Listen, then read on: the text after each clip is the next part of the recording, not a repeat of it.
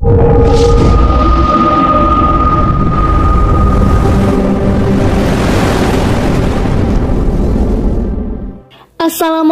warahmatullahi wabarakatuh. Kembali lagi bersama channel YouTube Kepoin Islam. Apa kabar sahabat Islam semuanya? Semoga selalu dalam lindungan Allah Subhanahu wa Ta'ala. Seperti yang telah kami sampaikan sebelumnya, Yakub memiliki 11 anak, semuanya lelaki. Nama-nama mereka semua sudah kami sebutkan sebelumnya. Dan mereka adalah nenek moyang Bani Israel. Yang paling mulia dan agung di antara anak-anak Yakub adalah Yusuf.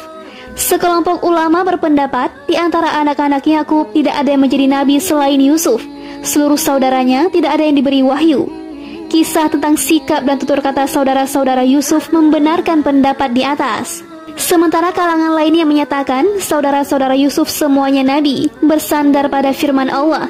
Katakanlah, kami beriman kepada Allah dan kepada apa yang diturunkan kepada kami dan yang diturunkan kepada Ibrahim, Ismail, Ishak, Yakub dan anak-anaknya. Quran Surah Ali Imran ayat 84. Ia menyatakan mereka adalah anak-anak Yakub. Kesimpulan dalil ini lemah, karena dimaksud keturunan dalam ayat ini adalah bangsa Bani Israel dan para nabi yang ada di tengah-tengah mereka yang diberi wahyu dari langit. Alasan lain yang menguatkan Yusuf adalah satu-satunya yang diberi risalah dan nubuah di antara seluruh saudaranya. Nas yang ada tidak menyebut satupun saudara Yusuf selain Yusuf itu sendiri. Ini memperkuat pendapat kami. Pendapat ini juga diperkuat oleh riwayat Imam Ahmad. Abdul Samad bercerita kepada kami, Abdurrahman bercerita kepada kami, dari Abdullah bin Dinar, dari ayahnya, dari Ibnu Umar, Rasulullah bersabda, orang mulia, anak orang mulia, anak orang mulia, anak orang mulia, Yusuf bin Yakub bin Ishak bin Ibrahim. Hanya Imam Bukhari meriwayatkan hadis ini. Ia meriwayatkan hadis ini dari Abdullah bin Muhammad bin Abdah, dari Abdul Samad bin Abdul Waris, dengan matan yang sama. Jalur-jalur riwayat ini sudah kami sebutkan dalam kisah Nabi Ibrahim. Para mufasir dan kalangan lain menuturkan, Yusuf saat masih kecil dan belum balik bermimpi seakan-akan melihat 11 bintang sebagai isyarat ke-11 saudaranya. Matahari dan bulan, keduanya mengisyaratkan kedua orang tuanya. Mereka semua bersujud kepadanya. Yusuf tercengang karena hal itu. Saat bangun, Yusuf menceritakan mimpi itu kepada ayahnya. Ayahnya mengerti, kelak Yusuf akan meraih kedudukan tinggi di dunia dan akhirat, karena ayah dan seluruh saudaranya akan tunduk padanya dalam kedudukan itu. Ayahnya memerintahkan Yusuf agar menyembunyikan mimpi itu dan tidak ia ceritakan kepada saudara-saudaranya, agar mereka tidak hasad, berbuat lalim, dan melakukan berbagai tipu daya kepadanya. Ini memperkuat pendapat kami di atas, atau hanya Yusuf yang menjadi nabi di antara seluruh saudaranya. Karena itu, dalam salah satu athar disebutkan, tunaikan kebutuhan saudara-saudara kalian dengan sembunyi-sembunyi, karena setiap orang yang memiliki nikmat itu pasti didengki. Versi ahli kitab, Yusuf menceritakan mimpi itu kepada ayah dan saudara-saudaranya. Ini keliru. Dan demikianlah Rob memilih engkau untuk menjadi nabi, yaitu sebagaimana ia telah memperlihatkan impian agung itu kepadamu. Karena sembunyikan dan jangan kau ceritakan mimpi itu, Rob memilih engkau untuk menjadi nabi, yaitu mengkhususkan berbagai kelembutan dan rahmat kepadamu, dan mengajarkan kepadamu sebagian dari takwil mimpi, yaitu membuatmu bisa memahami makna-makna kalam dan takwil mimpi yang tidak bisa dipahami oleh orang lain, dan menyempurnakan nikmatnya kepadamu, yaitu dengan wahyu yang diberikan kepadamu dan kepada keluarga Yakub, sebagaimana dia telah menyempurnakan nikmatnya kepada kedua orang kakekmu sebelum itu, yaitu Ibrahim dan Ishak, yaitu ia memberi nikmat padamu berupa nubuat dan memperlakukanmu dengan baik, seperti halnya nikmat yang sama juga telah diberikan kepada ayahmu Yakub, kakekmu Ishak, dan ayah kakekmu Ibrahim al-Khalil. Sungguh Rabbmu maha mengetahui, maha bijaksana. Seperti yang Allah sampaikan, Allah lebih mengetahui di mana dia menempatkan tugas kerasulan. Quran Surah Al-An'am ayat 124. Karena itu saat ditanya siapa manusia yang paling mulia, Nabi SAW menjawab, Yusuf Nabi Allah, putra Nabi Allah, putra Nabi Allah, putra kekasih Allah. Ibnu Jarir dan Ibnu Abi Hatim meriwayatkan dalam kitab tafsir masing-masing, juga Abu Ya'la dan Bazar dalam kitab musnad masing-masing. Dari hadis Hakam bin Zahir, hadis ini dinyatakan dhaif oleh para imam hadis. Dari As-Suddi, dari Abdurrahman bin Sabit, dari Jabir, ia menuturkan, seorang Yahudi bernama Bustanah datang menemui Nabi Shallallahu Alaihi Wasallam lalu berkata, "Hai Muhammad, beritahukan padaku tentang bintang-bintang yang sujud pada Yusuf seperti dalam mimpinya. Apa saja nama-namanya?" Nabi Shallallahu Alaihi Wasallam diam tidak menjawab. Lalu Jibril turun memberitahukan nama bintang-bintang itu. Nabi kemudian mendatangi si Yahudi itu dan berkata, "Apakah kau akan beriman kepadaku jika aku beritahukan nama bintang-bintang itu kepadamu?" "Ya," jawabnya. Nabi kemudian menyebutkan nama-namanya. Nama-namanya adalah Jaryan, Tariq, Zayyal, Zulkatifan, Qobis, Wathab, Amudan, Falik, Musbih, Daruh, Zulfuru, Dia, dan Nur. Si Yahudi itu kemudian mengatakan, "Demi Allah, itulah nama-namanya." Riwayat Abu Ya'la menyebutkan, saat Yusuf mengisahkan mimpi itu kepada ayahnya, ayahnya berkata, "Ini adalah urusan yang tercerai-berai yang disatukan Allah. Matahari takwilnya ayah dan bulan takwilnya ibu." Sungguh, dalam kisah Yusuf dan saudara-saudaranya terdapat tanda-tanda kekuasaan Allah bagi orang yang bertanya. Ketika mereka berkata, "Sesungguhnya Yusuf dan saudaranya Bunyamin lebih dicintai ayah daripada kita, padahal kita adalah satu golongan yang kuat. Sungguh, ayah kita dalam kekeliruan yang nyata. Bunuhlah Yusuf atau buanglah dia ke suatu tempat agar perhatian ayah tertumpah kepadamu, dan setelah itu kamu menjadi orang yang baik." Seorang di antara mereka berkata, "Janganlah kamu membunuh Yusuf, tetapi masukkan saja dia ke dasar sumur agar dia dipungut oleh sebagian musafir jika kamu hendak berbuat." Quran Surah Yusuf ayat 7-10. Allah mengingatkan sejumlah tanda kebesaran, hikmah, petunjuk, dan pelajaran di balik kisah ini. Selanjutnya Allah menuturkan tentang sifat hasad saudara-saudara Yusuf terhadap Yusuf. Karena ia dan saudaranya, maksudnya saudara seibu Yusuf, Bunyamin, lebih dicintai ayahnya melebihi mereka. Padahal mereka berjumlah lebih banyak. Mereka mengatakan, "Kami lebih berhak dicintai dari dua anak itu." Sungguh, ayah kita dalam kekeliruan yang nyata, yaitu karena lebih mencintai keduanya daripada kami. Setelah itu mereka berunding dan memutuskan untuk membunuh atau mengasingkan Yusuf ke sebuah negeri yang membuatnya tidak kembali lagi, agar perhatian ayah tertuju sepenuhnya kepada mereka. Maksudnya, agar ayah hanya mencintai mereka saja, dan setelah itu mereka berniat untuk bertobat. Setelah mereka bersekongkol dan sepakat untuk melaksanakan rencana itu, seorang di antara mereka berkata, Mujahid menyatakan dia adalah Syamun, Asudi mengatakan dia adalah Yahuza, Qatadah Muhammad bin Ishaq menyatakan dia adalah anak paling tua, Rubil. "Janganlah kamu membunuh Yusuf, tetapi masukkan saja dia ke dasar sumur agar dia dipungut oleh sebagian musafir, yaitu musafir yang berlalu. Jika kamu hendak berbuat apa yang kalian katakan tidaklah mustahil untuk dilakukan. Lakukan saja apa yang akan aku sampaikan kepada kalian. Ini lebih tepat bagi kalian, membunuh atau mengasingkan Yusuf." Mereka menyepakati keputusan itu. Saat itu mereka berkata, "Wahai ayah kami, mengapa engkau tidak mempercayai kami terhadap Yusuf? Padahal sesungguhnya kami semua menginginkan kebaikan baginya. Biarkanlah dia pergi bersama kami besok pagi, agar dia bersenang-senang dan bermain-main, dan kami pasti menjaganya." Dia Yakub berkata, "Sesungguhnya kepergian kamu bersama dia atau Yusuf sangat menyedihkanku, dan aku khawatir dia dimakan serigala, sedang kamu lengah darinya." Sesungguhnya mereka berkata, "Jika dia dimakan serigala, padahal kami golongan yang kuat, kalau demikian tentu kami orang-orang yang rugi." Quran Surah Yusuf ayat 11-14. Mereka meminta ayah mereka untuk membiarkan Yusuf ikut pergi bersama mereka. Mereka menyatakan mereka ingin agar Yusuf ikut pergi menggembala bersama mereka, bermain dan bercanda. Padahal mereka menyembunyikan niat jahat dalam hati. Hanya Allah yang mengetahui rencana itu. Ayah memenuhi permintaan mereka dan berkata, "Wahai anak-anakku, sungguh berat bagiku untuk berpisah dengannya, meski hanya sesaat saja. Selain itu, aku khawatir jika kalian lalai saat bermain dan saat kalian serius melakukan sesuatu, tiba-tiba serigala datang menerkamnya, sementara ia tidak mampu mengelak karena masih kecil, dan kalian lalai untuk menjaganya."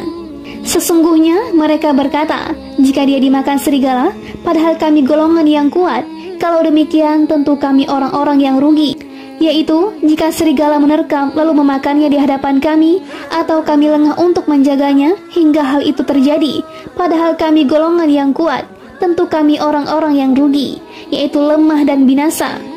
Menurut versi ahli kitab, Yakub mengikuti mereka dari belakang, namun tersesat di tengah jalan hingga ada seseorang menunjukkan jalan menuju tempat anak-anaknya berada.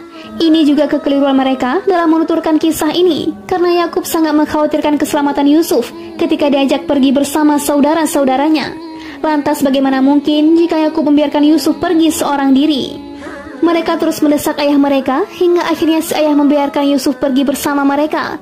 Begitu mereka sudah jauh dan tidak terlihat oleh sang ayah, mereka langsung mencela dan memperlakukannya secara hina, baik dengan tindakan ataupun ucapan. Mereka sepakat untuk memasukkan Yusuf ke dalam sumur, maksudnya di tengah batu besar yang ada di dalam sumur ketika airnya surut, tempat yang menjadi pijakan orang untuk turun ke dalam sumur guna mengambil air saat airnya surut atau dengan timba. Setelah mereka memasukkan Yusuf ke dalam sumur, Allah memberi ilham kepada Yusuf, pasti ada jalan keluar bagimu dari kesulitan yang kau hadapi ini. Kelak, kau akan memberitahukan perbuatan ini kepada saudara-saudaramu saat kau telah menjadi seorang penguasa, saat mereka memerlukan bantuanmu dan takut kepadamu, sedang mereka tidak menyadari.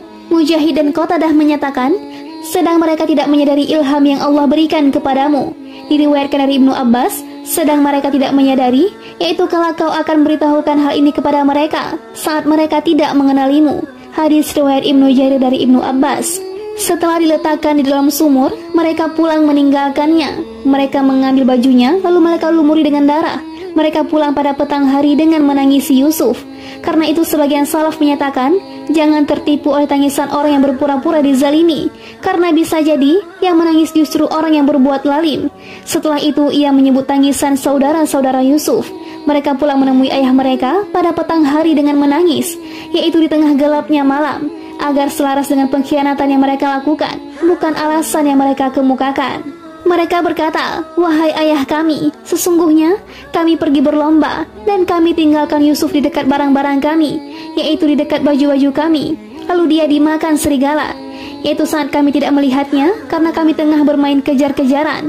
Dan engkau tentu tidak akan percaya kepada kami, sekalipun kami berkata benar, yaitu kau tentu tidak akan percaya kepada kami terkait apa yang kami sampaikan kepadamu, bahwa Yusuf dimakan serigala, meski kami tidak engkau curigai. Lalu bagaimana engkau menuduh kami berbuat jahat dalam kejadian ini? Sebelumnya, engkau khawatir jika Yusuf dimakan serigala. Lalu kami berjanji kepadamu, Yusuf tidak akan dimakan serigala, karena jumlah kami banyak. Lalu kami menjadi tidak dipercaya. Ayah bisa dimaklumi jika tidak percaya kepada kami, karena kondisinya memang seperti itu. Dan mereka datang membawa baju gamisnya yang berlumuran darah palsu, yaitu darah dusta yang dibuat-buat, karena mereka menyembelih seekor kambing. Lalu mereka ambil darahnya dan mereka lumurkan di baju Yusuf untuk mengelabui ayah mereka bahwa Yusuf benar-benar telah dimakan serigala. Para mufassir menyatakan mereka lupa tidak merobek-robek baju itu karena petaka dusta adalah lupa. Saat tanda-tanda kecurigaan nampak, ayah mereka mulai memahami apa yang sebenarnya terjadi, karena sang ayah mengerti betul mereka memusuhi dan dengki terhadap Yusuf. Hal ini karena sang ayah lebih mencintainya melebihi mereka, mengingat Yusuf sudah memiliki tanda-tanda keluhuran dan wibawa besar sejak ia masih kecil, di samping nubuat yang akan Allah berikan kepadanya secara khusus, juga karena mereka merayu sang ayah untuk membawa pergi Yusuf. Begitu mereka berhasil membawa Yusuf pergi, mereka segera menghilangkan dan melenyapkan Yusuf agar tidak lagi terlihat di mata ayahnya. Setelah itu mereka pulang dengan pura-pura menangis, juga karena persekongkolan dan kesepakatan jahat yang mereka lakukan. Karena itu Yakub berkata, sebenarnya hanya dirimu sendirilah yang memandang baik urusan yang buruk itu, maka hanya bersabar itulah yang terbaik bagiku, dan kepada Allah saja memohon pertolongannya terhadap apa yang kamu ceritakan. Menurut versi ahli kitab, Rubil menyarankan untuk meletakkan Yusuf di dalam sumur, agar setelah itu Rubil ambil kembali tanpa disadari oleh saudara-saudara lainnya, dan setelah itu ia kembalikan lagi kepada ayahnya. Namun mereka lalai dan menjual Yusuf kepada kafilah dagang yang berlalu. Setelah Rubil kembali ke sumur tersebut pada sore hari untuk mengeluarkan Yusuf, ternyata Yusuf sudah tidak ada. Rubil berteriak dan merobek bajunya. Mereka kemudian menghampiri seekor kambing lalu mereka sembelih.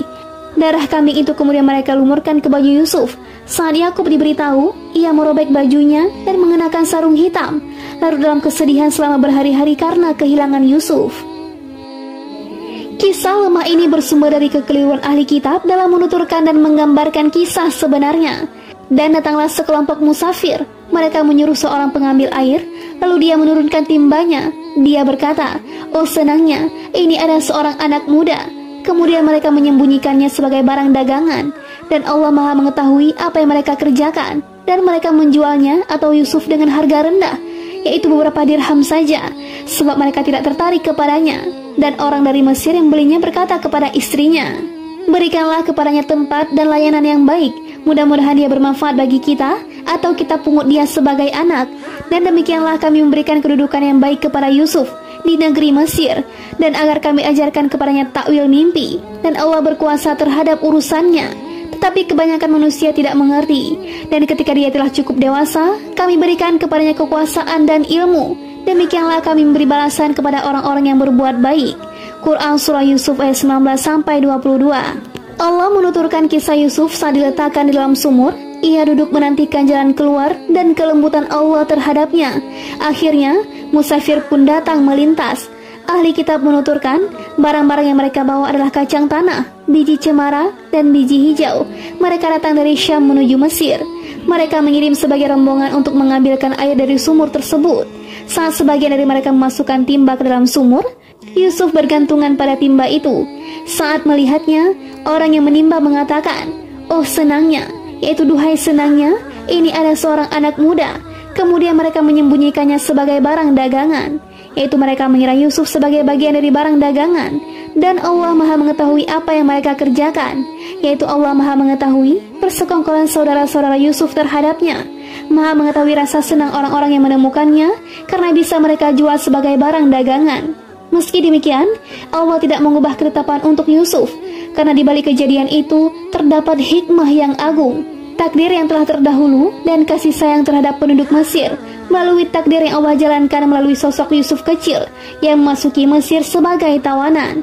Kemudian setelah itu, Yusuf memegang kendali urusan-urusan besar, dan melalui sosok Yusuf, Allah memberikan manfaat pada penduduk Mesir, baik manfaat dunia maupun akhirat yang tak terbatas dan tak terbayangkan. Setelah saudara-saudara Yusuf merasa bahwa rombongan musafir tersebut telah mengambil Yusuf, mereka segera menyusul para musafir tersebut.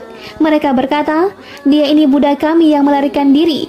Mereka kemudian menjual Yusuf dengan harga murah, yaitu beberapa dirham saja, sebab mereka tidak tertarik kepadanya.